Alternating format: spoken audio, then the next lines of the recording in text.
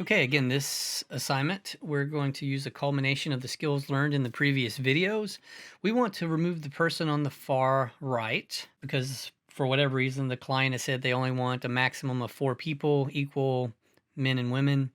So I'm just going to click the polygonal lasso tool and quickly, but not carefully, I don't want to touch the person or the other person.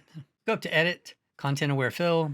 Photoshop's going to mostly figure it out. Here's the live thing over here.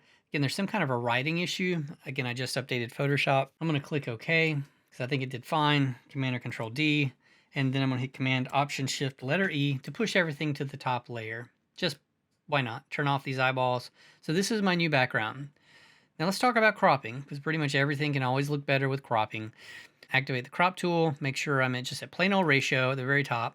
And if you're not, just select it and then click clear if there's something in here. Make this more of a pano ad and go ahead and, typically I don't like to crop below the knees, so I usually go up mid-thigh.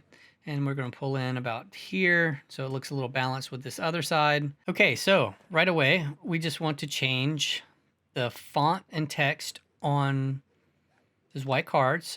A lot of ways to do it. I'm just going to, again, choose that polygonal lasso tool. I'm going to click, click, click, click, click, click. I'm going to hold down the shift key and click, click, click, click, click. Shift key is still being held down, making sure I don't get the people's fingers. And then I'm just going to choose Edit, Content Aware Fill. And like Photoshop figured out. Can you figure out that that's just white paper? Yep, look at that. Did a really good job. I'm going to click OK. Command D to deselect. It added it above. I'm just going to hit Command or Control E to push that down. See what I mean? I'll hold down the Alt or Option key. This is what it did. It just filled that space with the right color and tone of white.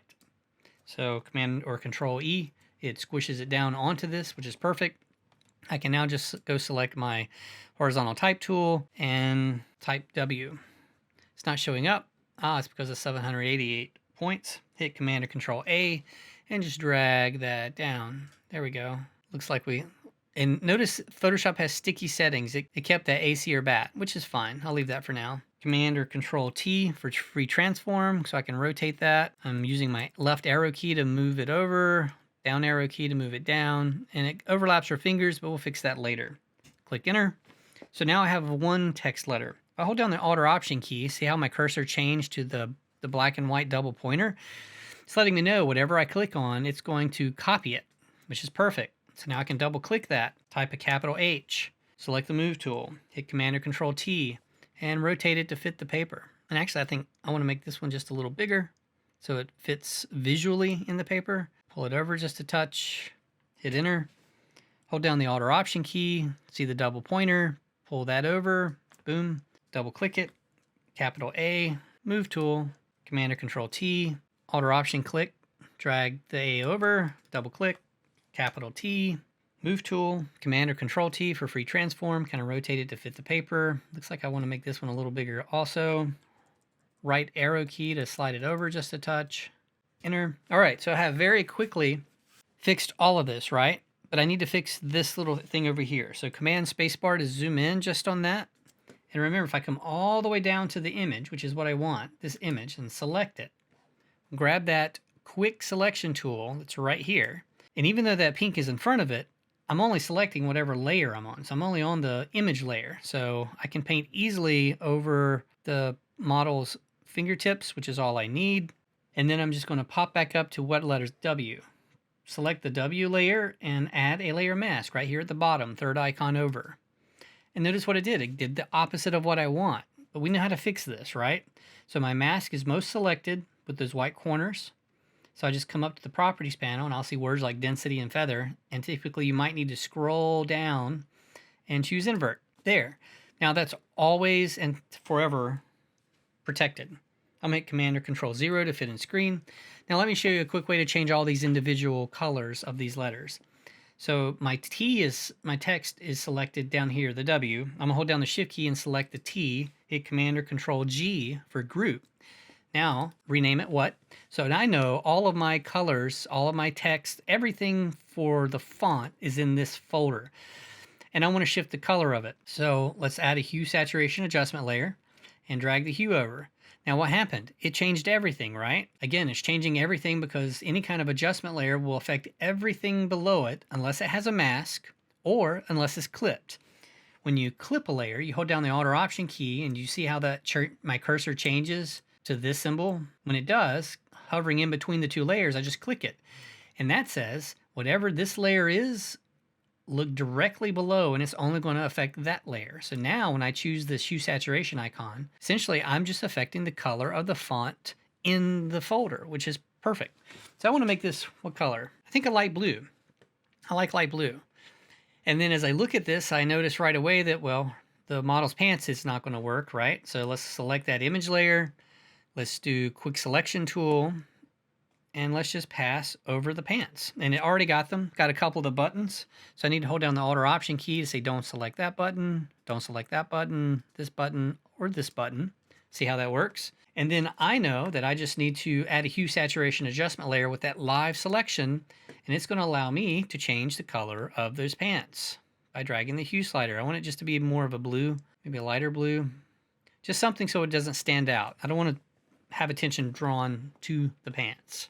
So looking at this, I think maybe I want a little something different with this font. So let's toggle that back open. Let's select it and choose FX. Would bevel and emboss work? Ooh, that looks nice. What did I do? I have inner bevel chosen. I have chisel hard chosen. A depth of 95, size of 125, and soften of 0. Everything else is generic. So I'm just going to click OK. That looks great. Now, so I don't have to duplicate that all the time.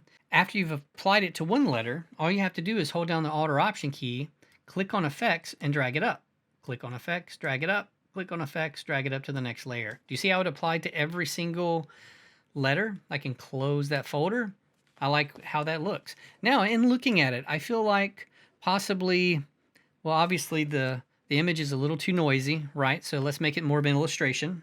Command or Control 0 to fit in screen. I'm gonna come back to this original background, my new layer, right? Hit Command J to duplicate in case I mess something up. I'm gonna go back to Filter, Filter Gallery, Command 0 to fit in screen. Edge simplicity, maybe a bit more abstract. Number of levels, edge fidelity, come this way. There we go. Now we're getting some more abstractness going, which I like. I like the bit more abstract. Something like this. I'm going to click OK. I did 6, 5, and 1. So obviously that looks a little odd. So maybe we can lower the opacity to blend the photograph. Yeah, there we go. To blend the photograph a little bit, or maybe a blend mode of probably screen, because I want it to be bright. So if I choose screen, I'm going to come back up with my opacity. Yeah, I think I like that. I think I like the direction that's going. It's not perfect. Maybe we can go ahead and shift the color of all of this as well. So let me come here. So I'm coming to this top layer. I'm at a blank layer. I'm going to click on my foreground swatch, and I'm going to choose that light color there. Click OK. Then I'm going to go up to Edit and Fill and choose Foreground, because I just selected that color just for this. And then I'm going to check my blend modes. Really like the different directions we're getting from this. I'm going to choose Soft Light. I'm going to duplicate it by hitting Command or Control J to duplicate the effect even more. Turn that off and on. Okay, so that looks good. And this is about where to stop. Save it out.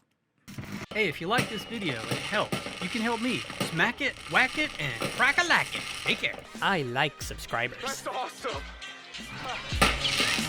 Whoa. Yes! Oh my God, I did. This is... Hey, you stayed to the end. You know what that means? You're awesome. I'm talking about you. Now get out of here.